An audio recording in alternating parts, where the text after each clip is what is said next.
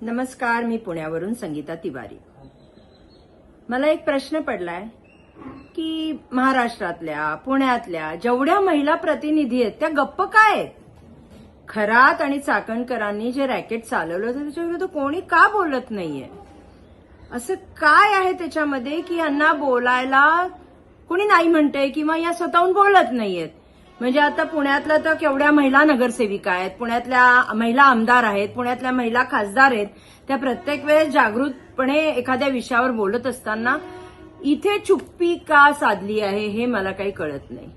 दुसरा माझा विषय असा आहे की एसआयटी कुठं कमी पडते का हो? कारण का एवढे सगळे पुरावे समोर आल्यानंतर फोटो जाऊ द्यात, बँकचं अकाउंट लिंक झालंय, तुमचं अकाउंट, चाकणकरांच्या नावाचं अकाउंट, मुलाच्या नावाने, बहिणीच्या नावाने, आणि त्याचा ओटीपी येतोय खरातला. कुछ तो गडबड आहे. माझ्या अकाउंटचा ओटीपी दुसऱ्या कोणाला जात नाही, मलाच जातो. मग ह्यांच्या अकाउंटचा ओटीपी खरातकडे जाता तेव्हा पार्टनर इन अ क्राईम, त्यामुळे चौकशी झाली पाहिजे होती. पण एसआयटी काय त्यांना बोलवायला तयार नाहीये.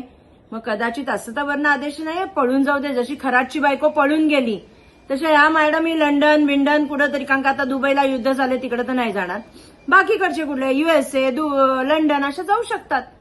मग काय चौकशी, संपला विषय.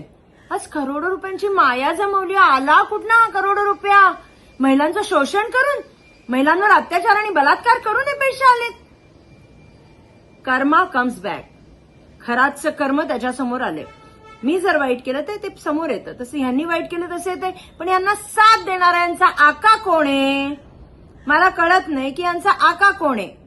म्हणजे त्यांचे ते सुनील तटकरे भाऊ खूप त्यांना सपोर्ट करत होते. का सपोर्ट करत होते माहिती नाही.